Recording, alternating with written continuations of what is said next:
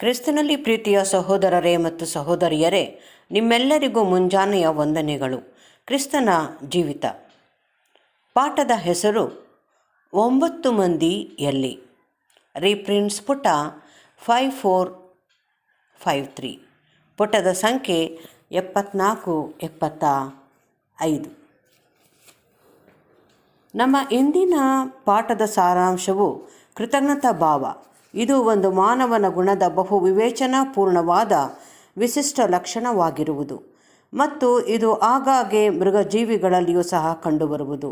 ಈ ಗುಣವಿಲ್ಲದೆ ಪರಿಪೂರ್ಣವಾದ ಮಾನವರಾಗಲಿ ದೇವದೂತರಾಗಲಿ ದೇವರಿಗೆ ಅಂಗೀಕೃತರಾಗುವುದನ್ನು ಕಲ್ಪಿಸಿಕೊಳ್ಳಲು ಸಾಧ್ಯವಾಗದು.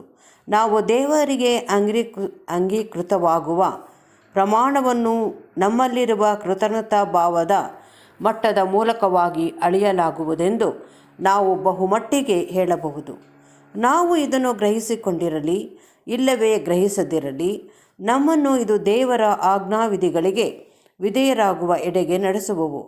ಇದು ನಾವು ನಮ್ಮನ್ನೇ ತ್ಯಾಗ ಮಾಡಿಕೊಂಡು ದೇವರ ಸೇವೆಗೆ ಪರಿಶ್ರಮಿಸುವಂತಾಗಲು ನಮ್ಮನ್ನು ನಡೆಸುವುದು ಅಲ್ಲದೆ ದೇವರ ಒಂದು ಸ್ವಯಂಚಾಲಿತವಾದ ಏರ್ಪಾಟಿನ ಪ್ರಕಾರ ಇದು ತನ್ನದೇ ಆದ ಆಶೀರ್ವಾದಗಳನ್ನು ಪಡೆದಿರುವುದು. ನಮ್ಮ ರಕ್ಷಕನು ಗಲಿಲಾಯ ಸಮಾರ್ಯದ ಮೂಲಕವಾಗಿ ಯೆರೂಸಲೇಮಿಗೆ ಸಮೀಪಿಸುತ್ತಿದ್ದನೆಂದು ನಮ್ಮ ಪಾಠವು ನಮಗೆ ತಿಳಿಸುವುದು. ಇದನ್ನು ತನ್ನ ಮರಣದಲ್ಲಿ ಅಂತ್ಯವಾದ ಯೆರೂಸಲೇಮಿನೆಡೆಗೆ ಆತನ ಕಡೆಯ ಪ್ರಯಾಣವೆಂದು ಭಾವಿಸಲಾಗಿರುವುದು. ಆತನ ಪ್ರಸಿದ್ಧಿಯು ಎಲ್ಲ ಕಡೆಗೂ ಹಬ್ಬಿತು. ಹಾಗೂ ರಸ್ತೆಯ ಬದಿಯಲ್ಲಿ ಕುಳಿತಿದ್ದ 10 ಮಂದಿ ಕುಷ್ಠರೋಗಿಗಳು ನಜರೇತಿನ ಯೇಸುವು ಅಲ್ಲಿಂದ ಹಾದು ಹೋಗುತ್ತಿರುವುದಾಗಿ ಕೇಳಿದ್ದರು. ಕೂಡಲೇ ಅವರು ತಮ್ಮ ವ್ಯಾಧಿಯ ಕಾರಣದಿಂದಾದ ಕರ್ಕಶ ಸ್ವರದಿಂದ ಧ್ವನಿ ಎತ್ತಿ ಕೂಗಿಕೊಂಡು, ಸಾಧಾರಣವಾಗಿ ಅವರು ವಿನಂತಿಸಿಕೊಳ್ಳುವುದು ಹಣಕ್ಕಾಗಿ, ಆದರೆ ಈ ಸಂದರ್ಭದಲ್ಲಿ ಅದು ಗುರುವೇ, ನಮ್ಮ ಮೇಲೆ ದಯವಿಡು ಎಂದಾಗಿತ್ತು. ಕುಷ್ಠರೋಗಿಗಳು ಬಹುವಾಗಿ ಕನಿಕರಿಸಲ್ಪಡಬೇಕಾದ ಒಂದು ವರ್ಗವಾಗಿರುವುದು. ಅವರ ಕಾಯಿಲೆಯು ಗುಣವಾಗದೆಂದು ಬಹು ಹಿಂದಿನಿಂದಲೂ ಪರಿಗಣಿಸಲಾಗಿರುವುದು. ಹೀಗಾಗಿ ಸತ್ಯವೇದದಲ್ಲಿ ಅದನ್ನು ಸಾಂಕೇತಿಕವಾಗಿ ಪಾಪವನ್ನು ಸೂಚಿಸುವುದಕ್ಕಾಗಿ ಬಳಸಲಾಗಿರುವುದು. ಅದು ರಕ್ತವನ್ನು ಕಲುಷಿತಗೊಳಿಸುವ ಒಂದು ಅಂಟು ಜಾಡ್ಯವಾಗಿರುವುದು. ಮೂಳೆಯ ಕೀಲುಗಳು ತಿರುಚಿಕೊಳ್ಳುವಂತಾಗಿ ಕೊಳೆಯುವಿಕೆ ಹಾಗೂ ಚರ್ಮದ ಪೊರೆಯ ಕಳಚುವಿಕೆಯು ಉಂಟಾಗುವುವು. ನಮ್ಮ ಪಾಠದಲ್ಲಿನ ಸಂಗತಿಗಳು ನಡೆಯುವ ಕಾಲದಲ್ಲಿ ಪ್ರಚಲಿತವಾಗಿದ್ದ ನಿಯಮಗಳ ಪ್ರಕಾರ ಕುಷ್ಠರೋಗಿಗಳು ಪಟ್ಟಣಗಳಿಗೆ ಪ್ರವೇಶಿಸುವುದನ್ನು 39 ಬೆತ್ತದ ಏಟುಗಳ ಶಿಕ್ಷೆಯ ಮೂಲಕವಾಗಿ ನಿರ್ಬಂಧಿಸಲಾಗಿತ್ತು. ಜೀವನೋಪಾಯಕ್ಕಾಗಿ ಹಣ ಸಂಪಾದನೆ ಮಾಡುವ ಯಾವ ವಿಧಾನವೂ ಅವರಿಗೆ ಇರುತ್ತಿರಲಿಲ್ಲ. ಅವರು ಯಾವಾಗಲೂ ತಮ್ಮ ಮಿತ್ರರ ಇಲ್ಲವೇ ಜನರ ದಾನ ಧರ್ಮಗಳ ಮೇಲೆ ಅವಲಂಬಿತರಾಗಿರಬೇಕಿತ್ತು. ಇಲ್ಲವೇ ಸೋಂಕು ಹರಡುವ ಭಯದ ಕಾರಣಕ್ಕಾಗಿ ಅವರು ಇತರರನ್ನು ಸುಮಾರು 150 ಅಡಿಯ ಅಂತರಕ್ಕಿಂತಲೂ ಸಮೀಪಿಸಲು ಬಿಡಲಾಗುತ್ತಿರಲಿಲ್ಲ. ಅವರದು ಒಂದು ಜೀವಂತ ಮರಣವಾಗಿತ್ತು. ಈ ಪಾಠದಲ್ಲಿ ಪ್ರಸ್ತಾಪಿಸಲಾದ 10 ಮಂದಿಯಲ್ಲಿದ್ದ ಸಾಮಾನ್ಯವಾದ ಸಂಕಷ್ಟವು ಯಹೂದ್ಯನ ಹಾಗೂ ಸಮಾರ್ಯದವರ ಜನಾಂಗೀಯ ಪ್ರತಿಬಂಧನೆಯನ್ನು ನಿರ್ಲಕ್ಷಿಸಿ ಅವರು ಒಂದಿಗಿರುವಂತೆ ಅವರನ್ನು ಎಳೆದು ತಂದಿತು. ಸಹಾಯಕ್ಕಾಗಿ ಅವರು ಮಾಡಿದ ಕೂಗಿಗೆ ಉತ್ತರವಾಗಿ ಯೇಸುವು ಪೂರ್ಣವಾಗಿ ಕನಿಕರವುಳ್ಳವನಾದರೂ ಅವರ ಬೇಡಿಕೆಗೆ ಉದಾಸೀನನಾಗಿ ವರ್ತಿಸಿದಂತೆ ತೋರುತ್ತದೆ. ಆತನು ಅವರಿಗೆ ಕೇವಲ ಹೀಗಂದಿದ್ದನು, ನೀವು ಹೋಗಿ ಯಾಜಕರಿಗೆ ಮೈ ತೋರಿಸಿಕೊಳ್ಳಿರಿ.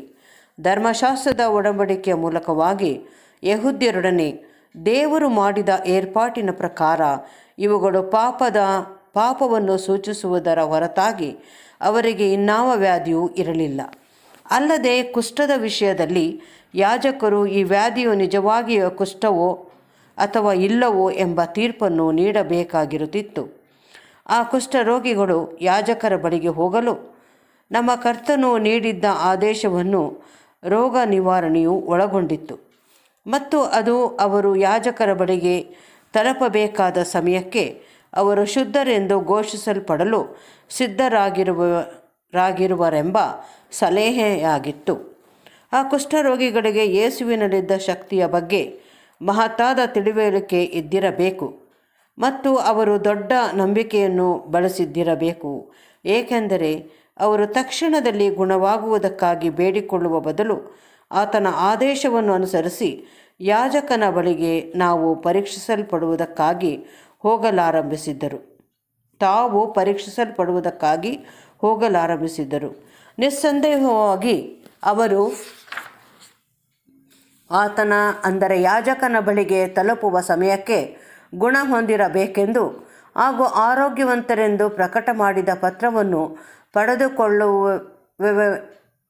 ಪಡೆದುಕೊಳ್ಳುವೆವೆಂಬುದನ್ನು ನಿರೀಕ್ಷಿಸಿದ್ದರು. ಅವರು ಸ್ವಲ್ಪ ದೂರ ಹೋಗುವುದರಲ್ಲೇ ತಾವು ಸ್ವಸ್ಥರಾಗಿರುವುದು ಅವರಿಗೆ ಕಂಡುಬಂದಿತ್ತು. ಅವರು ಯಾಜಕನಿಂದ ಅಂಗೀಕರಿಸಲ್ಪಟ್ಟವರಾಗಿ ತಮ್ಮ ಮನೆಗಳಿಗೆ ತೆರಳಿ ತಮ್ಮ ಎಂದಿನ ವ್ಯವಹಾರ ಮುಂತಾದವುಗಳಲ್ಲಿ ತೊಡಗುವಂತಾಗಲು ಎಂಥ ಸಂತೋಷದಿಂದ ಅವಸರವಾಗಿ ಹೋಗಿರಬಹುದೆಂಬುದನ್ನು ನಾವು ಚೆನ್ನಾಗಿ ಕಲ್ಪಿಸಿಕೊಳ್ಳಲು ಸಾಧ್ಯ. ನಿರ್ಮಲವಾದ ರಕ್ತವು ನಮ್ಮಲ್ಲಿ ಹುರುಪು ತಂದಿರುವುದನ್ನು ಅರಿತವರಾಗಿದ್ದ ಅವರು ಬಹುಪಾಲು ಓಡಿ ಹೋಗಿದ್ದರೆಂಬುದು ಖಚಿತವಾಗಿತ್ತು. ಆದರೆ ಅವರಲ್ಲಿ ಒಬ್ಬನು ನಿಧಾನಿಸಿದವನಾಗಿ ಹಿಂದೆ ತಿರುಗಿಕೊಂಡಿದ್ದನು. ಇತರರು ತಮಗಾದ ಅತಿ ಸಂತೋಷದಿಂದ ಇದನ್ನು ಗಮನಿಸಲಾರದೆ ಹೋಗಿರುವ ಸಂಭವವಿತ್ತು. ಆತನು ಹಿಂದಿರುಗಿ ಬಂದು ಯೇಸುವಿಗೆ ಕೃತಜ್ಞತೆಯನ್ನು ಸಲ್ಲಿಸುವವನಾಗಿ ಆತನ ಪಾದಗಳಿಗೆ ಬಿದ್ದನು. ಆತನದು ಒಂದು ಕೃತಜ್ಞತಾಪೂರ್ವಕವಾದ ಹೃದಯವಾಗಿತ್ತು. ಆಗ ಅಲ್ಲದಿದ್ದರೂ ನಂತರದಲ್ಲಿ ಆತನು ಒಂದು ಆಶೀರ್ವಾದವನ್ನು ಅಂತಿಮವಾಗಿ ಪಡೆದಿದ್ದನೆಂಬುದರಲ್ಲಿ ನಾವು ಸಂದೇಹ ಪಡಲು ಸಾಧ್ಯವಿಲ್ಲ, ಏಕೆಂದರೆ ಅವನು ಪರದೇಶದವನೂ ಇಸ್ರಾಯೇಲರ ಬಾಧ್ಯತೆಯಲ್ಲಿ ಪಾಲಿಲ್ಲದ ಅನ್ಯನೂ ಆಗಿದ್ದನು.